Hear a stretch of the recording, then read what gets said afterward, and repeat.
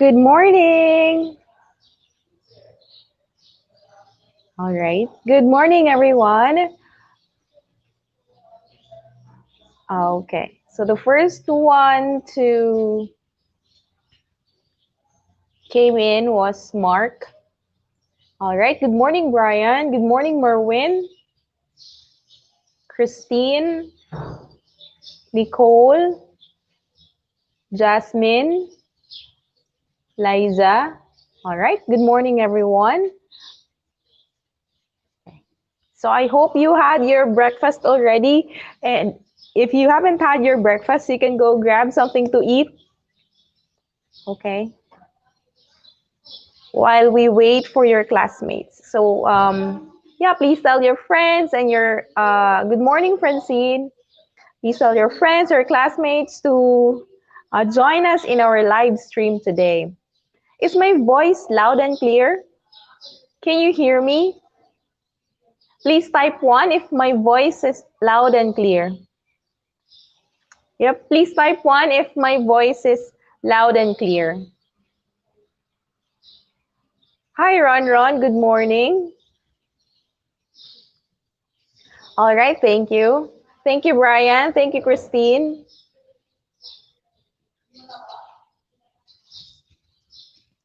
All right. So yeah, go ahead. You can get something. You can grab something to eat. Maybe you can get a cup of coffee, or I don't know, maybe uh, a cup of Milo. Yeah. So you can go grab something to eat. You can eat while you're watching the live stream. Thank you, Jasmine. Thank you, Cindy. So as for me, I have my black coffee. This is my coffee mug. Look, it says Abby's Playtime. This is, by the way, the name of my daughter's vlog, Abby's Playtime. So you can go check out Abby's Playtime, ABI' Playtime. So that's my daughter's vlog. You can go check that out, and please don't forget to subscribe to her as well. Okay. Ito yung kanyang display picture. Yeah. Meron siyang pamag. Present. Good morning, Kyla. Good morning, Harold. Good morning, Philip. All right. So again, go grab something to eat or something to drink. It's okay. Harold. Yeah, good morning, Harold. Okay. So I need at least two mugs. Diba? Hindi cup, maliit lang yung cup. 2 mugs of coffee every day. At least. So meaning to say, meron pang at most, no? Yeah, sometimes when I come home, I also drink another mug of coffee. But that makes me it makes me sleep late at night. So I try to avoid drinking coffee at night because sometimes it's difficult for me to sleep. Good morning, Jasmine. All right. Jasmine K.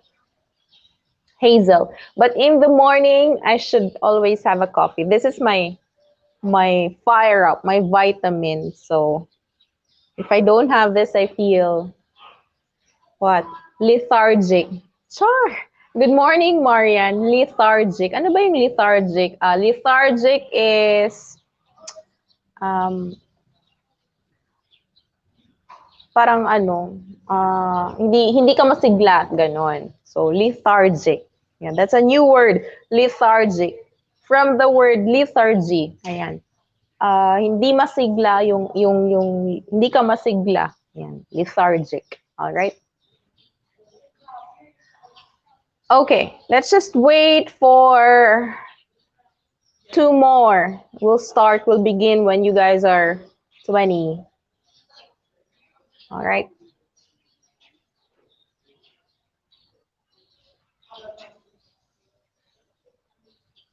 So I hope you guys are doing good at home. So yeah, please stay at home and please stay safe. Yeah. And yeah, please tell your friends that we are now live.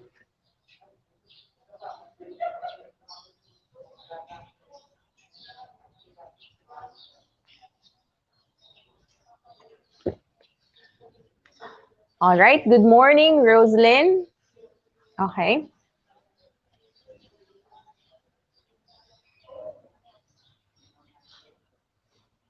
Okay. Well, at any rate, it's already 8:06, so let's begin. Okay. As always, let's start our class with a prayer. So, yeah, please bow down your head and feel the presence of the Lord. In the name of the Father, and of the Son, and of the Holy Spirit. Amen. Dear God, I pray for the well being and safety for each of my students. I pray that their homes are healthy and safe. Please open my eyes to any signs of abuse or mistreatment so I can assist the student to get the help they need. Amen. In the name of the Father, and of the Son, and of the Holy Spirit. Amen. So, good morning, everyone. Good morning, good morning, good morning. And thank you for joining the live stream. Yeah, please type okay if you guys are okay. I hope you guys are doing good, or I hope you guys are doing great. So please type okay if you guys are doing good. All right, thank you.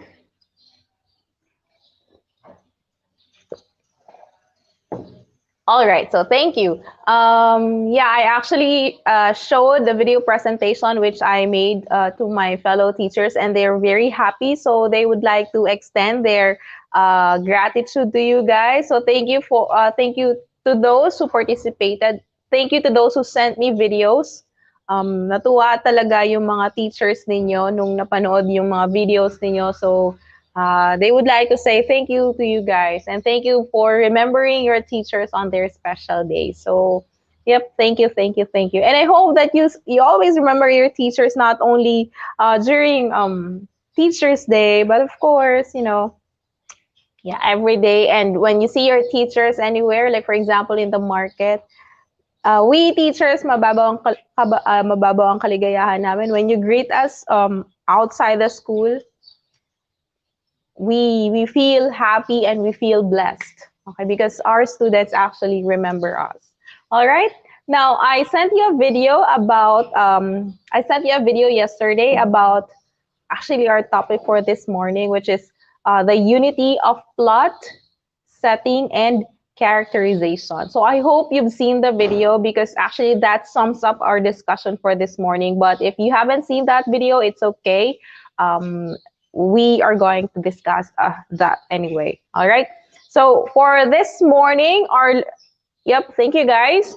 For this morning, our learning objectives are: number one, identify the setting, plot, and characterization of the material read or viewed. Excuse me.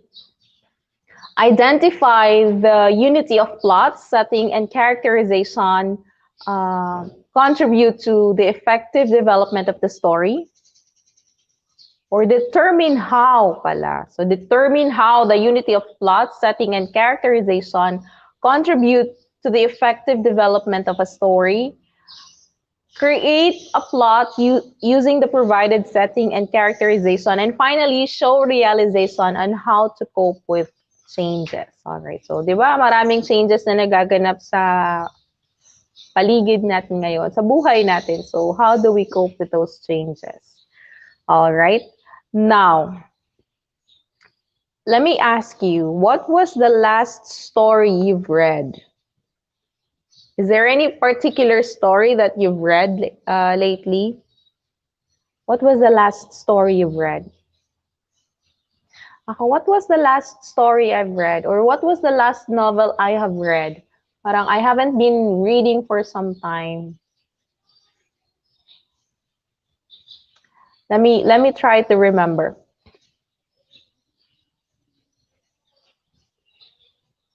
Kayo, what was the last story you've read? Can you type the title of the story that you've read?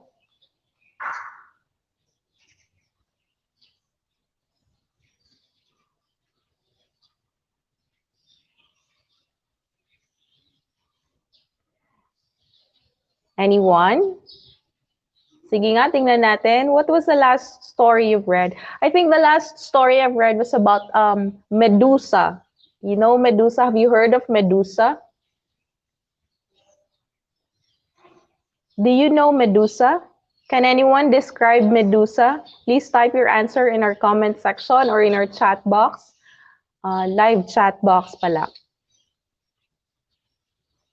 Can you describe Medusa?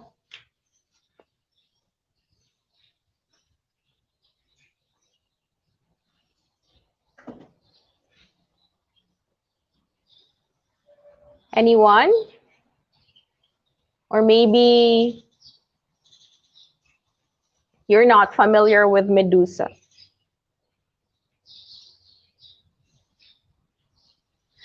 Right.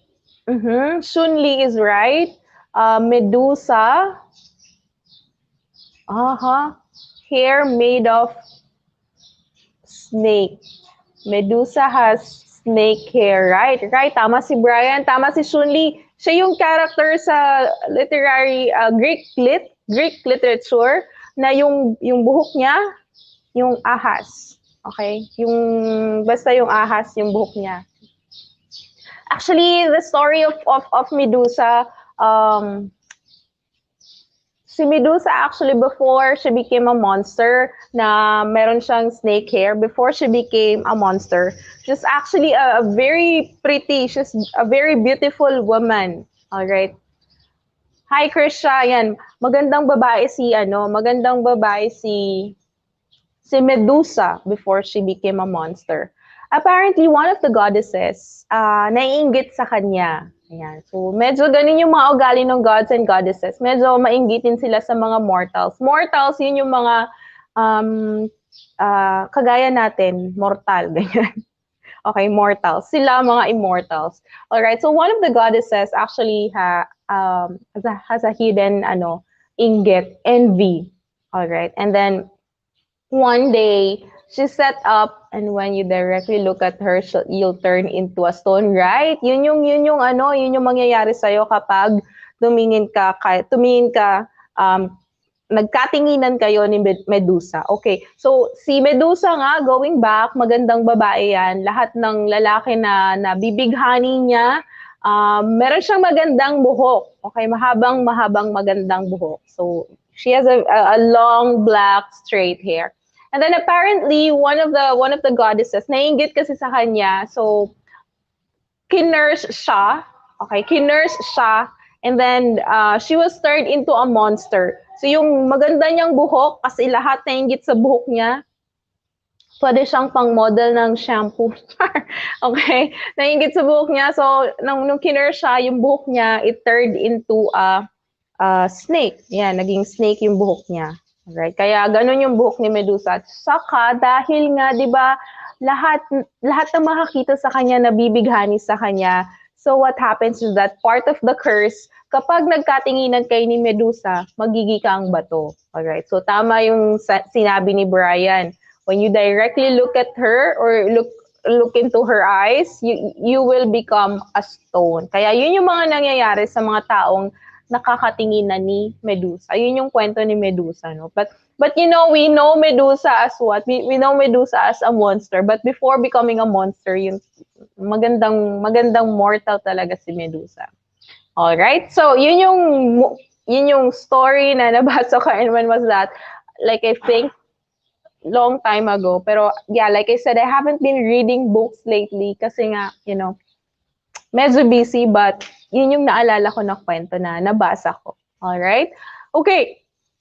Now, why did I ask you that? Well, maybe because our topic for this morning has something to do with story. All right? It has something to do with the elements. Okay? And one of the elements actually is plot. Okay? Now, what is plot? All right? Now, when we say plot, it is a narrative or a creative writing. In a narrative or a creative writing, a plot is the sequence of events. So, paano nagkasunod-sunod yung pangyayari doon sa kwento? Ito yung bumubuo, ito yung mga events na nangyayari doon sa kwento. Alright?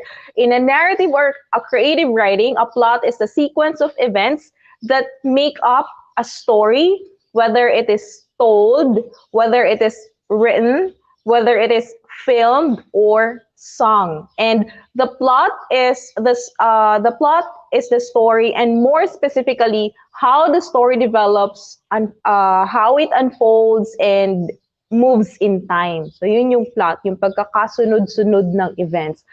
And if you can still remember in your lower years, I'm pretty sure in grade 7 you talked about or you discussed about this particular topic as well.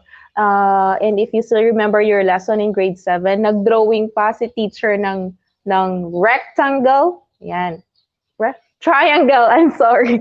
Nag-drawing si teacher ng triangle. Alright, so diba? Yan, yun. Okay, mamaya tingnan natin kung paano yung triangle na sinasabi ko. Alright, now, let's try to talk about, or let's talk about the different elements of plot. So the first one is exposition. So ano bang exposition? Yes, Jade Rose, good morning. Okay, now when we say exposition, it's the beginning of the story, and it is where the characters are being introduced.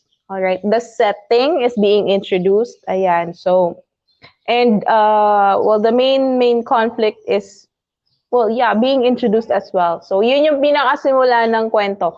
Medyo flat pa yung part na yan. So flat yan kasi wala pang nangyayari na mabigat sa part na yan. Alright, so exposition ang tawag dyan. Exposition again, at the beginning of the story, the characters, the settings are being introduced. Alright, now, once the main character is in crisis, okay, so medyo nagkakaroon na ng action yung ating kwento. Once the main character is in crisis and the events are leading up to facing the conflicts, that's where ang tawag na natin dyan ay rising action. Alright, medyo paakyat na yung kwento natin. Nagkakaroon na tayo ng mga actions. Okay, so that's rising action. Okay, so if you can still remember the triangle which was shown to you by your grade 7 teacher, straight lang yung linya, medyo papaakyat na siya. Alright, so that's rising action.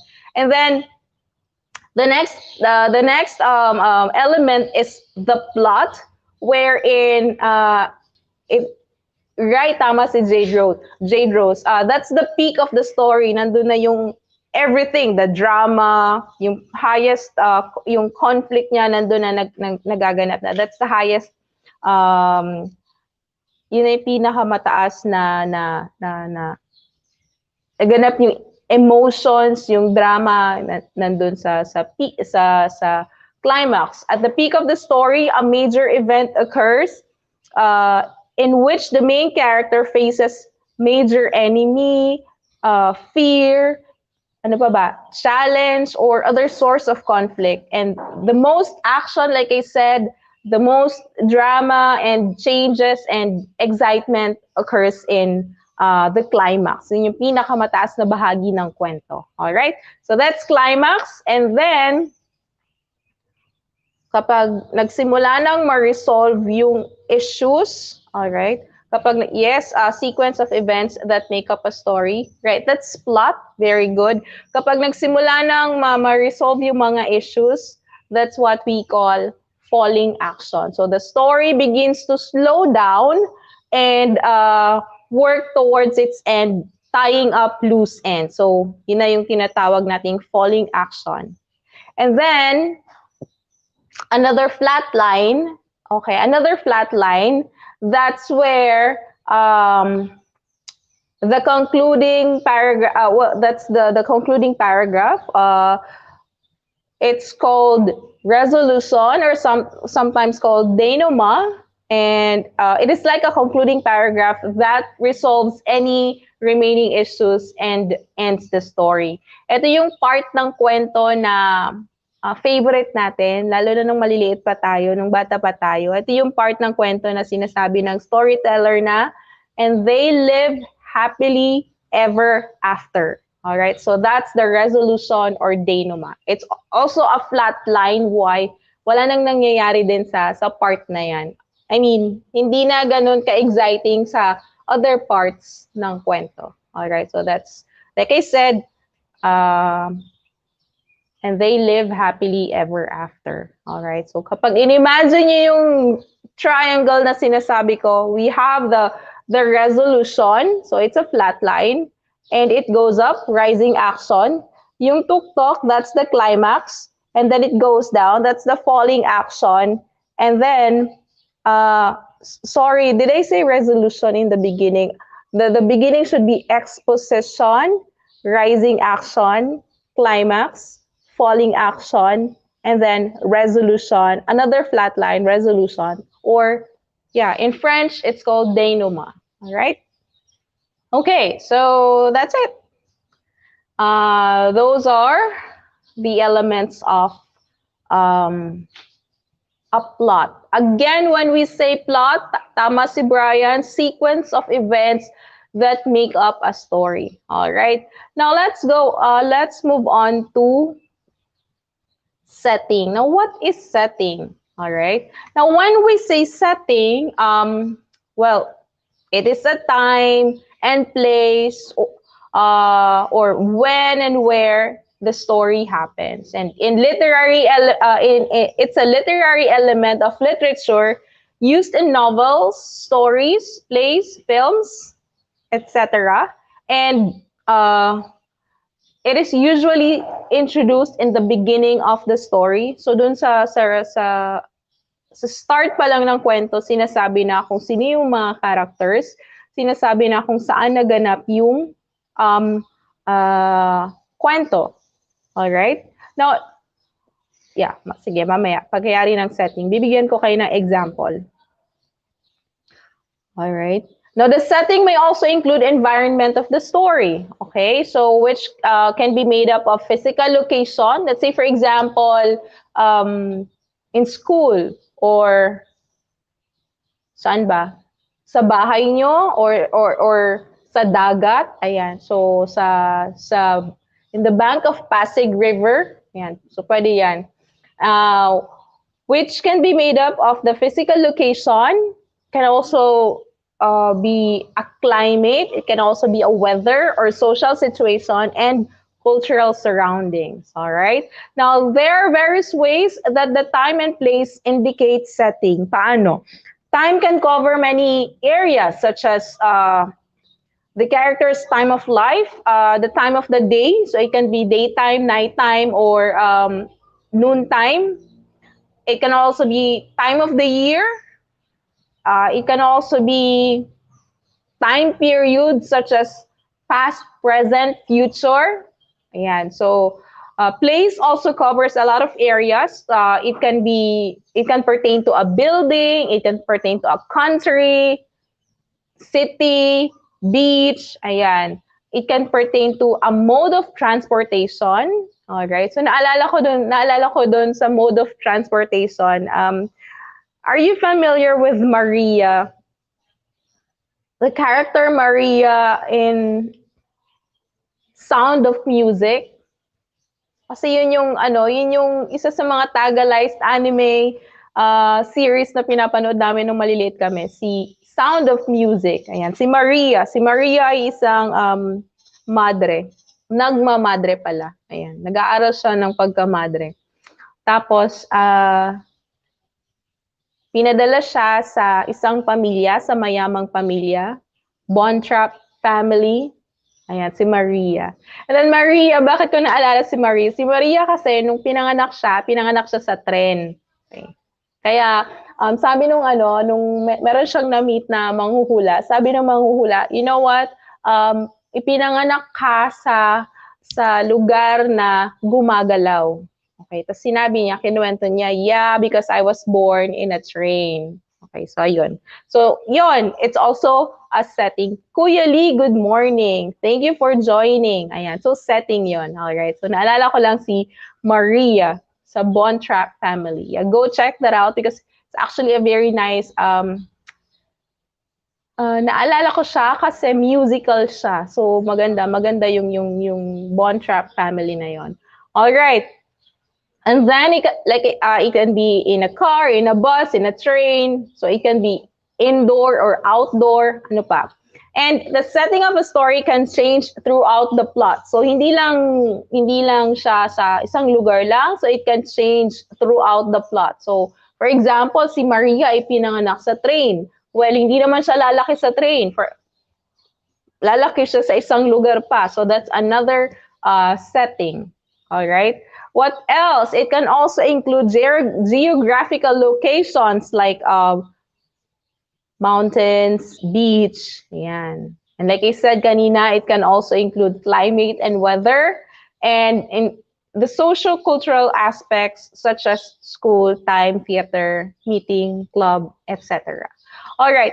So that's setting. Okay. Like I said, setting is usually introduced at the beginning of the story. Now, before I move on to the next the next element, which is the characterization, before I move into that, now let's try to give an example first. Let's try to have an example first. All right.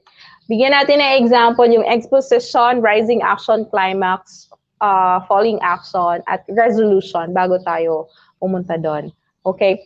I'll give you an example. Once there was a greedy crocodile who was living in the bank of Pasig River. So that's the exposition part. So describe nung writer or nung author yung setting, pati na rin yung characters. Okay? So, once there was a greedy crocodile who was living in the bank or on the bank of Pasig River. So, sino yung character doon? Si greedy crocodile. Saan naganap?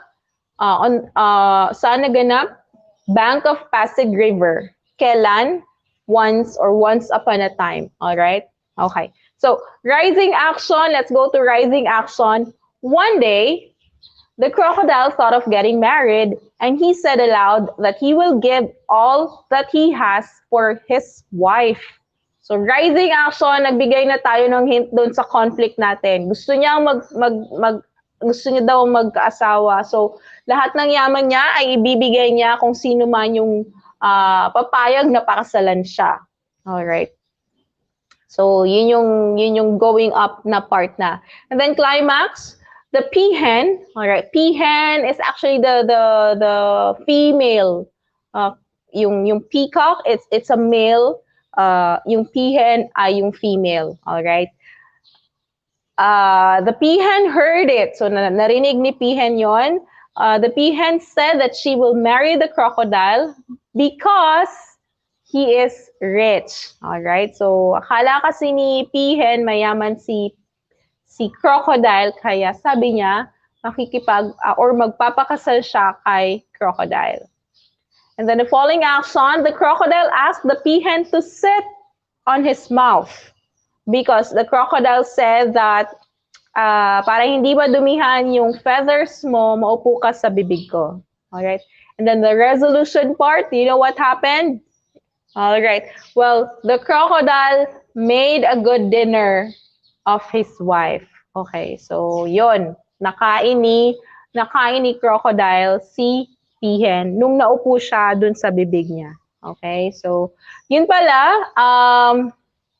If we try to look into it deeper, if we try to dig into it deeper, si crocodile ay isang tuso. Okay, bakit siya tuso? Well, sinabi niya na kung sino man yung magpapakasal sa kanya ay magiging mayaman or pasasayahin niya. Alright? So, yun yung way niya para maakit niya yung kung sino man yung papayag na magpakasal sa kanya. And unfortunately, ito naman si peahen, actually nung nakita niya yung mata ni crocodile, because it's the eyes of the crocodiles were big, she thought they were diamonds. So, dahil ang nasa isip naman ni peahen kapag nagpakasal siya kay crocodile, yayaman siya. Alright, so naniwala siya. And then, well, apparently, crocodile just wanted a good dinner that day. So, sinabi niya yon, and apparently, well, medyo sad kasi, well, naloko niya si Pihen. All right? So there. That's a sad story. Tragic story. All right. Moving on. What is characterization? Now let's move on to characterization. All right. Now, characterization in literature is the process authors use to develop characters and create images of the characters for the audience. And there are two different approaches to characterization. Right, so Mark Johnson is right. Yes, Nicole is right. We have the direct characterization and indirect characterization. Right. Thank you, Liza. That's also correct. Direct characterization. The first one is direct characterization. Paano ang direct characterization? When we say direct characterization, the author describes the character outright. Okay, kinukwento niya kung ano yung nakikita mo sa character. So, you as a reader, alam mo na ganun siya kasi yun ang sinabi ni author. So, let's say for example, dinescribe ni author si crocodile. Crocodile has big eyes. Crocodile has rough skin. Okay? Kasi alam natin, si crocodile ay may malaking mata at rough skin because the author described it to us. Okay? So the author tells us what he or she wants us to know about the character. So that's direct characterization. Okay? Now, the other one is indirect characterization. So paano yung indirect characterization? The author shows us things about the character to help us understand the character's personality. All right? Hindi niya sinasabi outright, hindi niya sinasabi na ganito outright, but naiintindihan natin kasi ganun yung mga actions niya, ganun yung pananamit niya, ganun yung pagsasalita niya. Ayan. And then later, alamin natin kung ano yung pairs. Okay? So that's indirect characterization. So for example, dun sa kwento na the crocodile and the peahen, nasabi ko na tuso si crocodile. Bakit? Kasi niloko niya si peahen. Pero hindi sinabi ni author na tuso si crocodile. Hindi niya sinabi outright. Ako lang yung nag-isip nun, ako lang yung nagsabi nun because that's how I see the crocodile. All right? So that's indirect characterization. Now, an acronym pairs can help you recall the 5 methods of characterization. So, ano yung pairs? The first one is physical description. P. All right. A is what? A is actions, attitudes, or behavior. I is inner thoughts. R, reactions. And S, speech. So, tama si Mark at si Nicole. So, yun yung pairs. Paano ba yung pairs? Alright, so let's talk about physical description. Well, physical description, okay, so ano yung physical description mo? The character's physical appearance is being described. So, for example, si crocodile, describe siya with big eyes, rough skin, while si peahen, describe siya as she has beautiful feathers. All right, so that's physical description. And the characters might be described as tall. Ano pa ba? Yan, curly hair like my hair. Okay. And physical description. Now, we might be told the color of the hair or something about the clothing, all right? And how the character dresses might reveal something about his or her personality. Okay, di ba? Even naman in sa ating real life, when we look at someone, pag nakita natin how the person, dresses up, parang masasabi natin, parang dignified na tao to kasi ganun siyang manamit. Alright? Parang simpleng tao siya kasi ganun siyang manamit. Alright? So i-describe natin yung personality niya based on the physical appearance. All right, so that's physical description.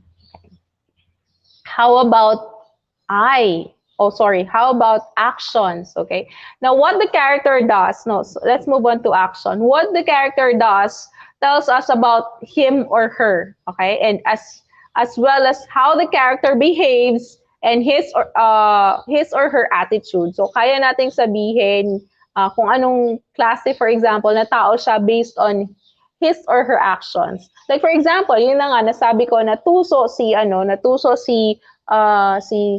crocodile kasi yun yung action niya, kinain niya sa dulo, kinain niya asawa niya kasi 'di ba nagpakasal nga sila. All right. Si pihen naman, paano ba si pihen? How would you describe pihen? Sige nga, how would you describe pihen based on her actions?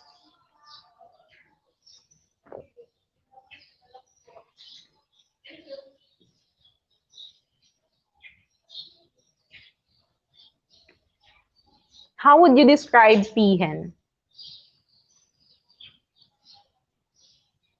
Kung sa tingin natin tuso si crocodile, how about pihen? Kumusta naman si pihen?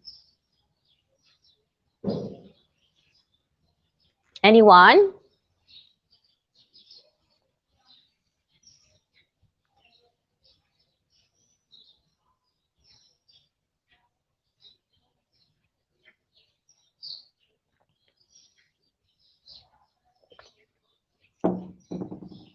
So I would say pihen is actually what? Naive.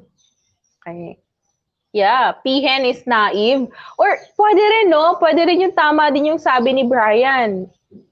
Greedy for money. Kasi 'di ba, inisip ni pihen na kaya siya kaya siya magpapakasal kay crocodile kasi naisip niya yayaman siya dahil yung mata ni crocodile ay diamonds. So tama, no? Pwede rin yan. Pwede rin greedy for money. Okay, that's also right. And me personally, I would say pihen is what? Pihen is naive kasi hindi niya naisip yon na maaring hindi niya naisip na di ba, alam naman natin ang nature ng crocodile. Kakainin niya kung sino man yung malapit sa kanya. Kakainin niya kung sino man yung prey niya. Pero hindi niya naisip yon kasi, naisip nga lang niya na kapag nagpakasal siya doon, yayaman siya. So, yan. Maliban sa naib siya din ay, nag-iisip ng kayamanan. So, tama yung sabi niyo, no? Greedy for money. Or, yep, gold digger. Yeah. Kasi yun talaga yung nasa isip niya. All right. So that's right. Thank you for participating.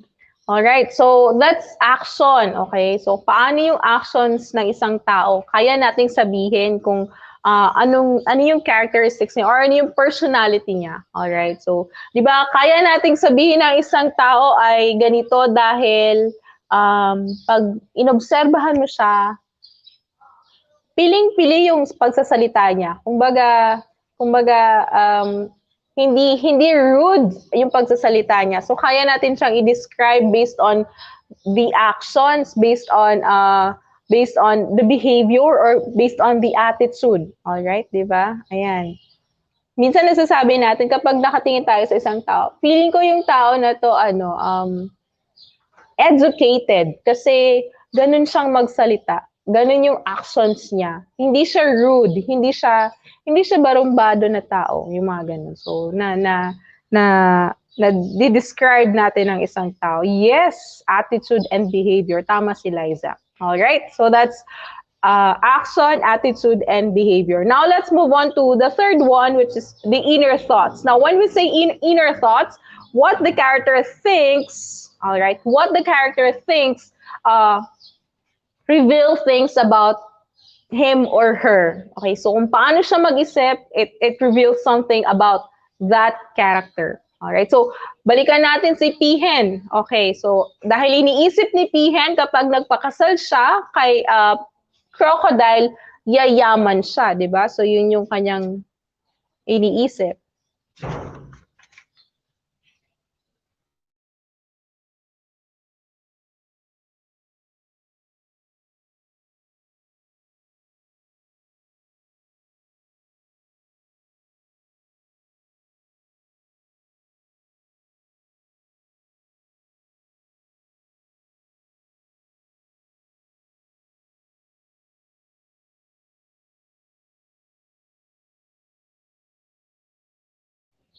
All right, sorry about that. Anyway, again, sa inner thoughts na tayo, no? So, kung paano siya mag-isip, kaya nating sabihin kung ano yung personality niya. So, balik tayo kay Pihen. Iniisip ni Pihen kapag nagpakasal ako kay Crocodile, yayaman ako. Okay, kaya nga na-describe nyo na ganyan si Pihen, di ba? Kasi ganun siyang mag-isip. And Crocodile naman, Crocodile thought of getting married. Pero at the back of his mind pala, sasabihin ko na pakakasalan ko kung sino man yung gusto magpakasal sa akin, pero at the back of his mind, kakainin ko yon. Okay, so ganun siyang mag-isip. So, paano mag-isip yung isang character? Pwede nating ma-describe yung personality niya. Yes, good morning, Pauline, right? Tama si Brian, an individual's inner voice. Right? Okay. And number 4, we have the reactions. Okay, so for the reactions, ito yung effects on others or what the other characters say and feel about this character. All right. So for example, ano ba yung naramdaman ni Pihen nung nakita niya si Crocodile? Okay. Ano yung reaction niya nung nakita niya si Crocodile? All right. Nung nakita niya si Crocodile, nung sinabi ni Crocodile na pakakasalan niya kung sino man yung or magiging masaya at magiging mayaman at dahil ibibigay ko ang lahat ng aking kayamanan kung sino man yung magpapakasal sa akin. So nung narinig yon ni Pihen, ano ang reaction niya?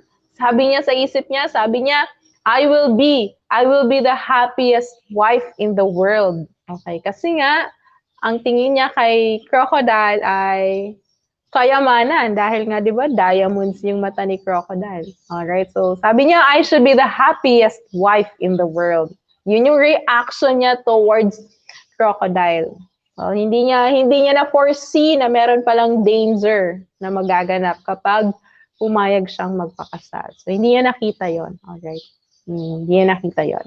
And finally, number 5 is the speech. What the characters say provide a great deal of insight for the reader. So, paano magsalita? Ano yung mga words na ibinabato niya sa iba pang characters? Kung paano siya magsalita, yung choices of words niya, ano yung mga, kapag ba nagsalita siya ba ay rude magsalita or siya ba ay magalang magsalita? Yan, kaya natin siyang i-describe or kaya natin i-describe ang kanyang personality based on the speech. Okay, 'di ba sa mga kwento may mga dialogue tayong mababasa.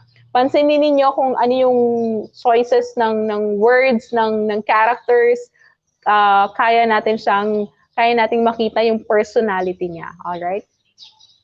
Right. Yes. Tama si Mark. Mark, all right. Thank you po, Gen ZM, for tuning in. Thank you so much. All right. So, what the characters says provide a great deal of insight for the reader, and the character might speak in a shy manner, for example. Good morning, Gen ZM. Good morning. Thank you for tuning in. Maraming salamat po. And the character might speak in a quiet manner, so or in a shy manner. So, 'di ba kaya nating i-describe ang personality ng character based on the speech. All right. So, paano 'yan? Kapag nagbabasa kayo ng kwento, tingnan niyo yung mga dialogues doon. Paano ano yung tono nung salita na ginagamit niya. All right? So, 'yan. For example, the crocodile, he said aloud, I will give all that I have to anyone who will marry me. Okay, so sabi niya yon. Okay, parang, di ba, he said it aloud. I will give everything that I have to anyone who will marry me. Okay, sabi naman ni Pihen, medyo sa isip niya, pabulong. She said to herself, I will marry the crocodile. So makita mo yung difference nung paraan ng kanilang pagsasalita, 'di ba? Parang napakayabang nung pagkakasabi ni crocodile na I will give all my riches to anyone who will marry me. Okay. Si Pihen naman parang medyo mahiyain yung kaya nga nasabi ko kanina na medyo naive pala si Pihen, no? Kasi medyo naive siya apart from yung naiisip niya yung yaman. Naive din siya kasi pansinin niyo yung pagsasalita niya, sabi niya, she said to herself, I will marry the crocodile. So nakita natin yung difference, yung kanilang paraan ng pagsasalita. All right, Gian, good morning. It's okay, Gian. It's okay. At any rate, Gian, we have a video for this, so you can always go back and watch the video about the unity of plot, setting, and characterization. All right. So yeah, that speech again. What the characters say provides a great deal of insight about him or her, paano magsalita. And tayo din sa ating real life, when we listen to someone, okay, pag pinansin natin kung paano siya magsalita, masasabi natin na ganun yung taong yon kasi ganun siya magsalita. Alright? Sino ba? Magbigay tayo ng example. Magbigay tayo mag-isip kayo ng example. Mag-isip kayo ng isang personality na kapag nagsasalita, i-describe nyo ang kanyang personality. Sige nga, bigyan nyo ako ng example.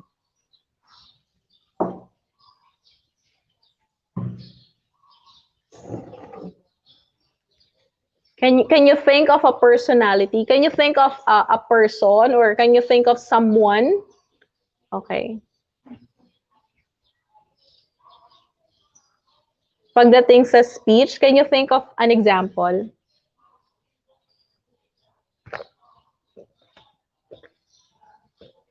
Excuse me. I have to drink water. Kailangan ko uminom ng water para hindi sumakit ang lalamunan. Sige nga, bigyan niyo ako ng example. Isip tayo ng example.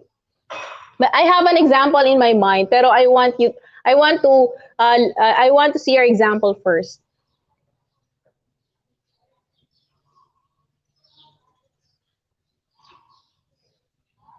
Can you think of an example?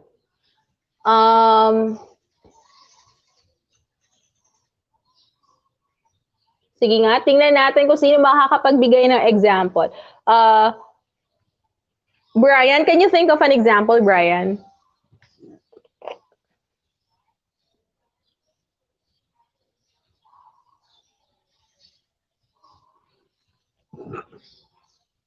Where's Brian? Brian, are you still there? Can you give me an example, Brian? We know wala si Brian. How about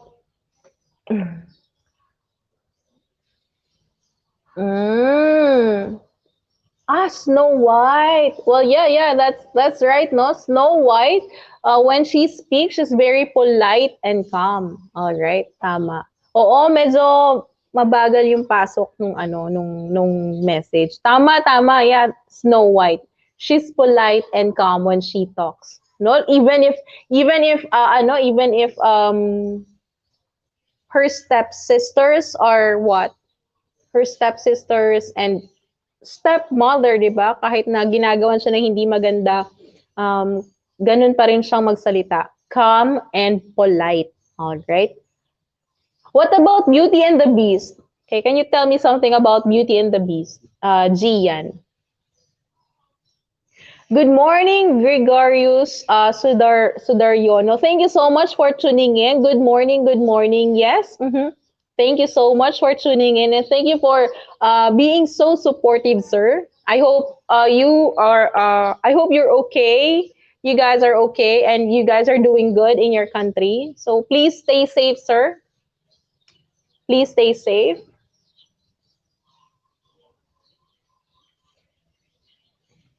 Yeah, what about Beauty and the Beast, Gian?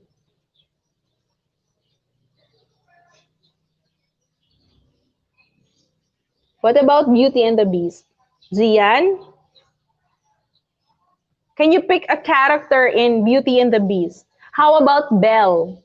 Can you describe Belle in terms of her speech?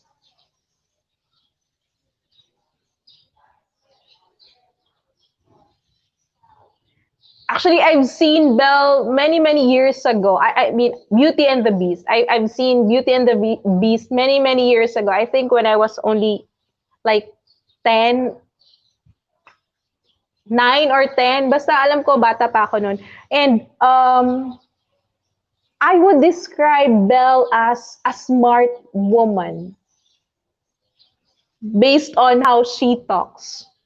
Diba? Si Belle sa kwento ng Beauty and the Beast, matalino siya, mahilig siyang magbasa, diba? Alright, so I would describe Belle as a smart woman. Belle.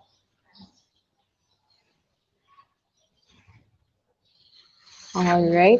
Belle, yeah, that's right. Belle is a smart girl because she likes to read a lot. So, see, tama, tama. Marami ng versions ng Beauty and the Beast, but hindi ko siya napanood na. But the version that I've seen was, well, I think that the oldest version, yun yung napanood ko, yung very first version ng Beauty and the Beast. That was what I have seen when I was still a little girl. When I was still a little girl. So, and yeah, I would describe Belle as a smart girl. Yeah. Mm-hmm. Right, tama si Brian. So thank you, Brian, for being so participative. Ako naman, I have a person in mind, and I'm not sure if I would share it to you. But at any rate, thank you so much for your example. So tama, no? Ang mga naisip natin, mga Disney characters. So isip na lang ako na isang Disney character that I like. Well, one of the Disney characters na medyo paborito ko talaga ay si Merida. Are you familiar with Merida? Yes, thank you so much, Sir Gregarius Sudaryono. You also please do take care. Uh-huh. And yep.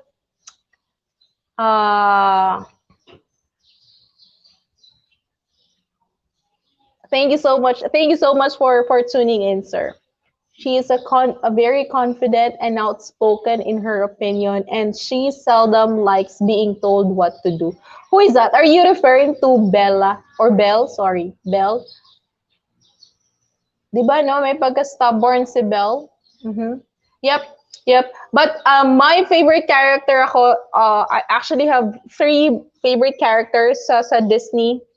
The first one is Mulan. I also like the girl with the curly hair, the red hair. Ayun kanina sinabi ko, Merida. And the other one is Moana. Okay, yung tatlo na yon. I like their characteristics. Merida, Mulan, and Moana. Ayan, puro M pala yung pangalan nila. Merida sa film na Brave, if you've seen that, okay. Ganun din sa sinabi ni Nicole, no? Very outspoken siya, very opinionated na babae, and she doesn't want to be told. She does whatever she wants, and seldom likes being told what to do. So ganun yung characteristics ni Merida sa movie na Brave. Sumabit yung damit ko. Ayan. So yon, 'di ba, no? Ganung magsalita si Merida. Si Merida kahit nasa sa movie na yon, kung alam niyo yung kwento ng Brave, 'di ba? May darating na ibang angkan tapos ipapakasal si Merida doon.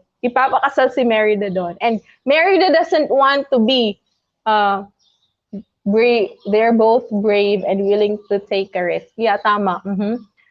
So ayaw ni Merida na ipakasal siya dun sa dadating na tribe, 'di ba? So sa darating na angkan, ayaw niya. Sinabi niya yun sa tatay niya na ayokong magpakasal kanino man, okay? Kung magiging queen man ako in the future, ayoko na magpakasal just because I want to be the queen. Okay, so yun. Napaka-outspoken ni Merida. I like Merida. Alright. The same with Mulan and the same with Moana. Alright, so yun, hindi siya yung tipo ng character na shy type. Di ba, makikita mo yung difference ni, for example, ni Merida from other Disney characters. Like, let's think of a character. Like, Snow White, hindi siya ganun eh. Hindi ganun yung character ni Snow White. Medyo mas palaban si Merida. In many terms, like, when you look at her, the way she dresses, the way she talks, her actions, ayan. The reactions of other characters, towards her. So, makikita mo yon. So, yun yung tinatawag nating characterization. Kaya nating i-describe ang personality ng isang character based on pairs. Alright? Ano ulit yung pairs? We have the physical appearance. When you look at Merida, she's not like the usual princess na prim and proper, di ba? Si Merida yung may pula na hair na magulong-magulo.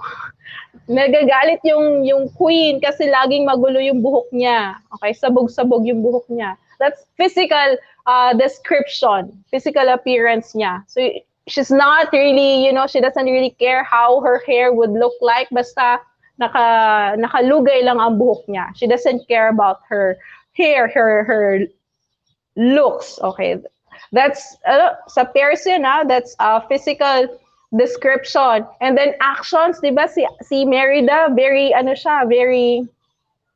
outgoing person. Ayan. So, si Merida, magaling siya sa archery. Okay? Magaling siya sa pana, di ba? Merida is very good in archery. Kaya nga, pinakita niya sa movie na yon na na-split yung arrow. Okay, na-split niya yung arrow into half. Di ba? Na-split niya kasi magaling siya sa archery. Alright, so that's action. And then inner thoughts, well, yun, sabi niya, you know what? I don't want to be the queen. If I would have to marry that person, then I don't want to be the queen. Well, I will be the queen without really marrying that person or that man. So, yung inner thoughts niya yun. And reactions, okay, so ano yung reactions ng mga tao around that character, around Merida? Okay, di ba? Well, nalulungkot yung tatay niya, nababother yung tatay niya sa kanya kasi ganun nga siya. She's not really like the prim and proper girl that we expect for a princess. She's not like that. She's very outspoken. She's very, she would say whatever she wants to say. Ayan. And she would do whatever she wants to do. Okay. Yun na nga, sabi ni Brian, di ba? She doesn't want to be told. Okay, gusto niya, gagawin niya yung mga gagawin niya. And finally, the speech, letter S, sa pairs, speech, okay, how she talks, how the choice of words. All right, so kaya natin silang i-describe based on that 5 aspects or pairs. Physical description, action, inner thoughts, reactions, and what's S? Speech. All right. Thank you, Nicole. Right. There you go. So, yun yung pairs. Okay. Characterization. All right.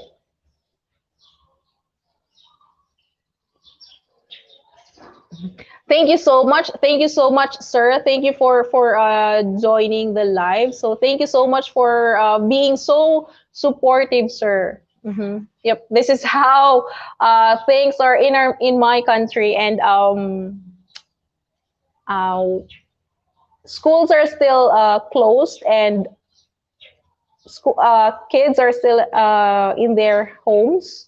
So we have to do it this way. Well, we have modular learning wherein we give them handouts for them to read at home. But we also have online learning wherein we conduct it online, so such as this one. So yeah, it depends on the capacity of the learner. If the learner decides to go modular, then we send them materials. But if the learner decides to go online, then we do the teaching online, because like I said, the schools here are still closed, and we are still not allowed to conduct face-to-face classes, unlike in other countries. Yeah, yeah. All right. But I'm not sure in your country. How do you do it in your country, sir? Do you conduct face-to-face classes nowadays in your country? I'm not even sure if I'm ready to go back to face-to-face mode of learning. 'Cause, it's kind of scary to go back, but well, I hope when everything is okay, we will be able to go back to face learning. All right. Well, do you have any questions, guys? Do you have any questions with regard to our discussion?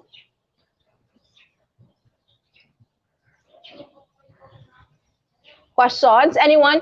If you have questions, please type question. But if you don't have any question, then please type okay.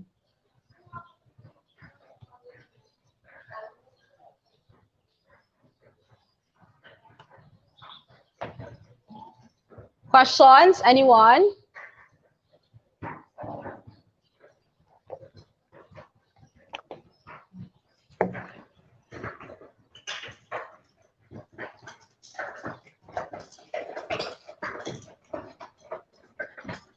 As for the learning activity sheet or performance task, I'll be posting it in our classroom.